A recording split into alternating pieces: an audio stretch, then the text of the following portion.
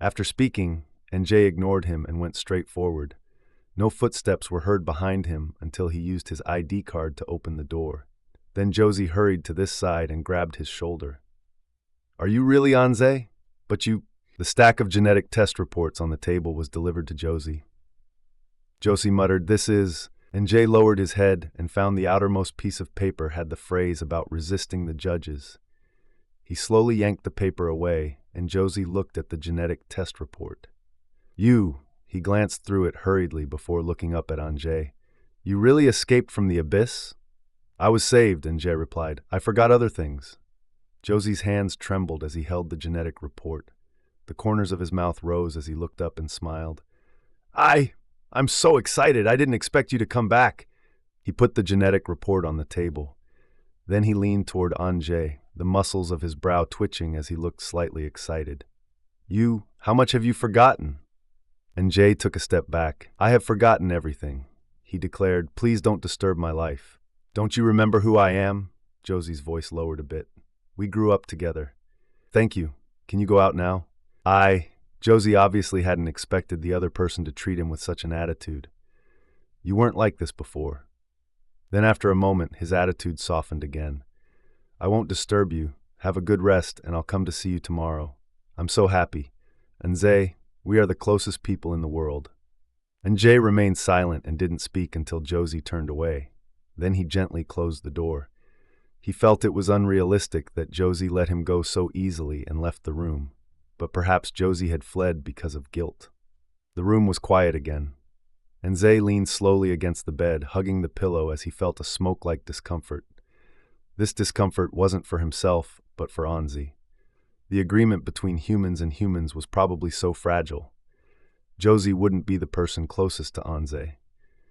Once Anjay retrieved his spore, he would return to the abyss, find the quiet cave and take root next to Anzi's white bones, spending the rest of his life as a mushroom. His spore. Outside the window, it was night and the aurora was rolling in the dark sky as always. And Jay sat at the table and turned on the lamp. First, he had to find a job so he didn't starve to death. At the same time, he had to look for information on his spore. The only clue was the brass-colored casing. Thinking of this, Jay anxiously touched his pocket. He was always afraid that this thing would be lost. Okay, still there. As a mushroom, he could hide it on his body, but this wasn't possible as a human. It was too small and might slip out of his pocket at any time. Eventually, Njay opened a drawer in his room and found a black leather rope, hanging the bullet casing from it. There was a small black machine in the drawer. He tried to observe the details of its appearance and finally found some information from his memories. This was a communication device. Everyone's ID number was the communication number. Humans could use the communicator to talk over long distances. However, this was only inside the base because there was no signal outside. He charged the communicator. He didn't use it, but just seeing it powered up seemed to make humans feel a great pleasure. Having done this, he finally settled down and started to look at the desk. The notebook on the desk was something Nze had written in, and his handwriting was beautiful. On the side near the wall, more than 24 books were placed. This was probably because Anze previously loved to read. Anjay browsed the names on the spine of the books before reaching out and picking up a simple gray book with the title, Base Manual. He turned the page and saw only one sentence. Human interests takes precedence over everything else. Anjay subconsciously pursed his lips and turned to the next page. The second page was the table of contents. The entire manual was divided into 4 parts: base law, the rules of life in the base, the functional areas introduction, and a map. And Jay skipped the base law part. He knew he was a safe and secure mushroom. A mushroom that was safe and secure wouldn't violate the rules of any species. The section on the rules of life explained in detail the schedule of the living area. Every day at 6 o'clock in the morning, power would turn on and water and food would be available for 1 hour. For dinner, it would start at 6 o'clock in the evening. The power supply time was a bit longer and wouldn't be cut off until 9 o'clock in the evening. Every residential area was equipped with a tall alarm tower. There were 3 types of alarms, namely assembly, evacuation, and emergency evacuation. The assembly alarm was a short high-frequency beeping, while the evacuation alarm was a gradual wave sound signal. The emergency evacuation alarm was sharp and long. Residents of the base must follow these rules of living and the instructions of the alarm tower. The rest of their lifestyle was up to them. Anjay was a bit puzzled when he saw this. He felt that under such rules, everyone could lie down in their room and eat and drink regularly. Then he soon realized the intentions of the base. Although everyone could live freely, living at the base required paying a cost. In order to obtain the currency circulating around the base, people had to go out to find work or become mercenaries, collecting valuable materials from the outside and handing it over to the base in exchange for compensation.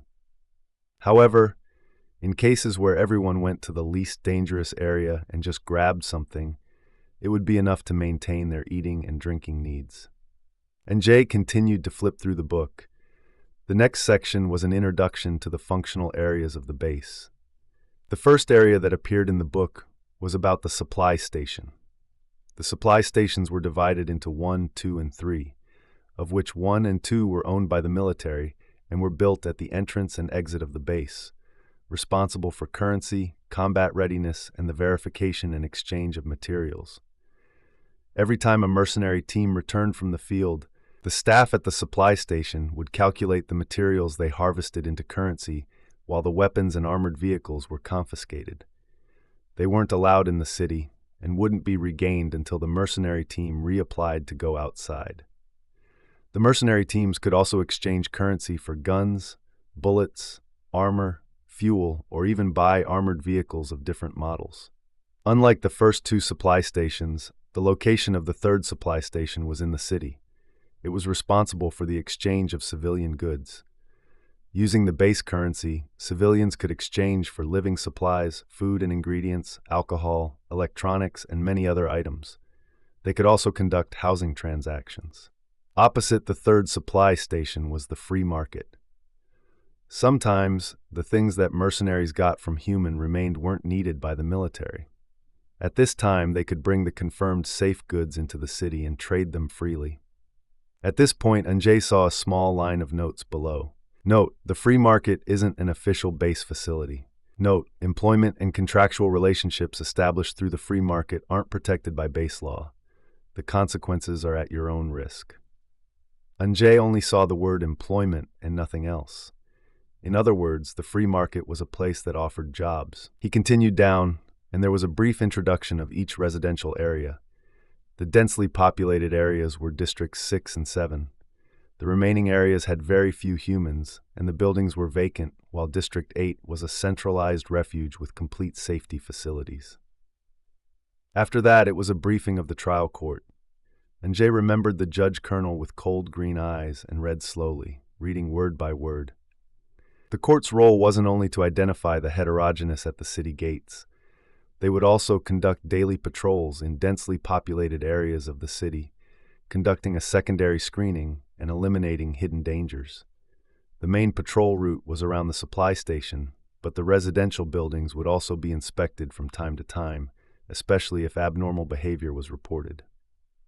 Inexplicably, Anjay thought of the sentence, "You better be."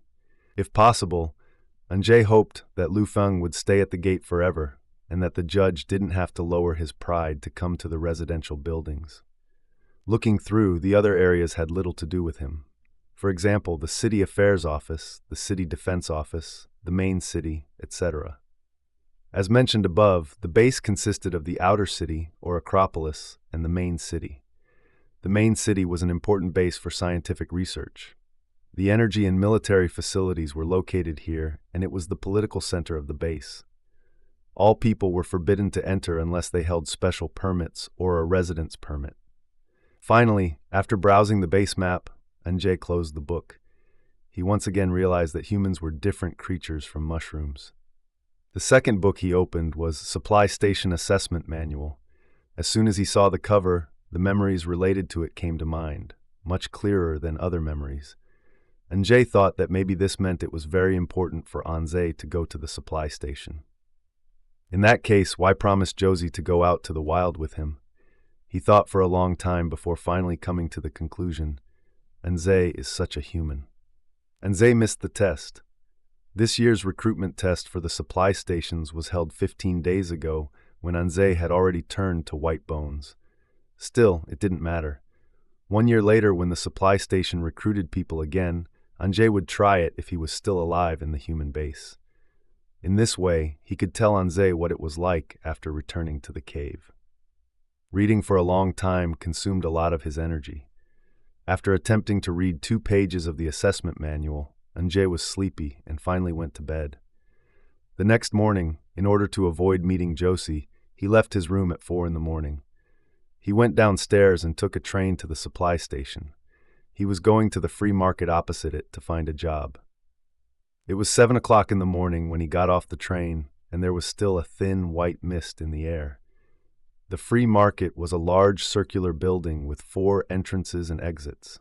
He entered from the nearest one. The smell of hard alcohol penetrated into his nasal cavity. 4 long tables were set up at the entrance.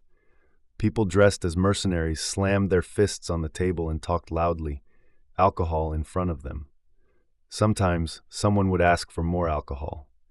Then the waiter would fill the alcohol and take out a small machine, sticking the ID card to it before handing the charges to the customer. A dark-skinned mercenary was drinking alone. He saw Anjay and raised his eyebrows with a grin, shaking the glass in his hand. "Child, what are you looking for? Did you come to learn how to drink?" A short-haired woman next to him immediately hit him on the chest with her elbow, voice hoarse but full of joy. Article 32, Minors can't drink. The man replied, "Drinking is drinking. Will he be taken away by the judge?"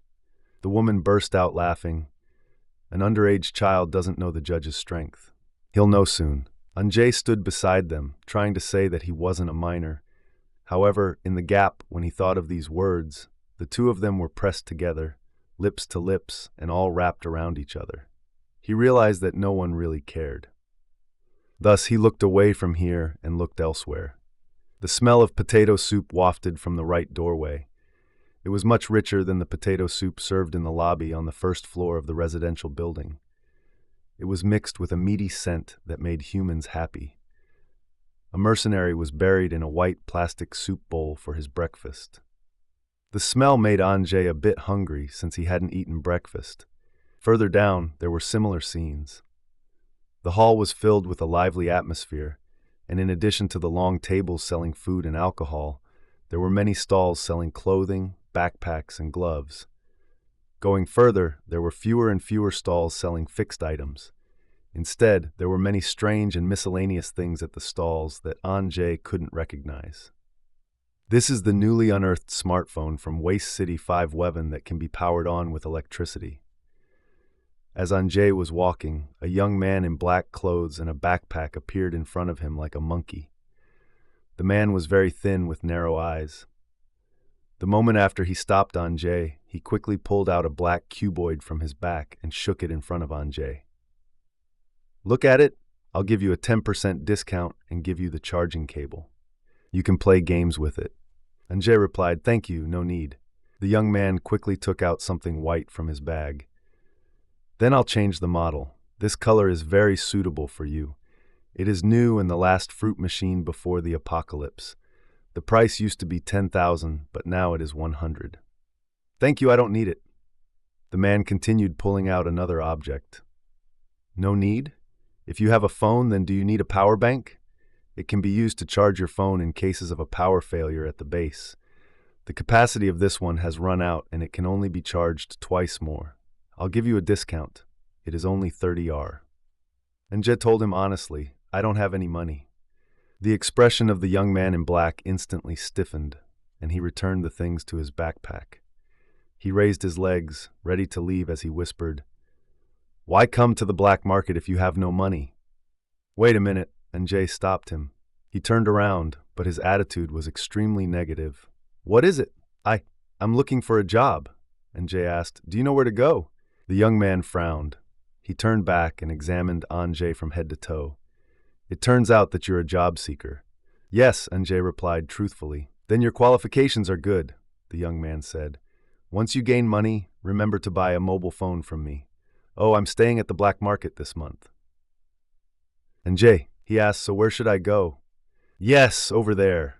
The young man pointed to one corner. Go down to the third underground floor and look for the boss. And Jay was grateful and smiled at him. Thank you. You look good. Find a reliable person. If you develop well, then remember to buy a phone from me. Okay, 3 floors below the ground. Humid. This was the first impression Jay had of this place. A mushroom should like this type of water-rich air, but the pungent smell that came with the humidity made him frown. He looked around. In the dim light, this was a beehive-like space. The corridor twisted and turned, and the walls were made of countless narrow compartments with simply plastic sheeting. There was no air flowing, and water vapor condensed on the plastic sheets, dense and small drops of water. The entire space emitted a subtle buzzing. Listening carefully, it was the effect of many people's whispering voices converging and echoing, with occasional high-pitched laughter. And Jay hesitated before taking a few steps forward. He looked at the small compartments on both sides. The left-hand side was empty, while the right contained a long-haired woman with her head down. Once she heard his footsteps, she looked up before looking down again. And Jay continued and heard the voice of a woman. What is the climate like in Basin 2? It's okay. This time it was a low and soft male voice, a little sticky. The end syllable was dragged out a long time, and it was suspected that his nose was blocked. The weather was comfortable, but there were too many earthquakes. We encountered 3 earthquakes in a month. The worst one was when everyone was outside. I was alone in the car and almost thought they wouldn't be able to come back. The woman laughed. They can't come back, but you can drive away. The last time I talked to the team, the captain said he was going to teach me to drive. As a result, it turned out he was just coaxing me. He said he would bring me next time and coaxed me. I stayed with them for a month and only got 300. Is this still expensive? You just listened to the soldier's words. The woman asked. You aren't used to being cheated yet? And Jay's footsteps stopped. He recalled Horson's face and greedy eyes and suddenly knew what type of work was done on the 3rd underground floor. In addition, there was the note in the manual. Employment and contractual relationships established through the free market aren't protected by base law. The consequences are at your own risk. He didn't want to find out the consequences. And Jay was quietly planning to leave. He had just turned around when he bumped into a soft body. Yo, a high-pitched female voice was heard. Baby, is this your first time? The word baby was deep shadow for him, and Anjay reflexively stepped back. In front of him was a tall woman with honey-colored skin and blue eyes. Her long brown hair was curled at the ends, and her eyes were slender and upturned as she smiled at him. Are you a buyer, or are you here to sell yourself? The woman blew in his ear and smiled.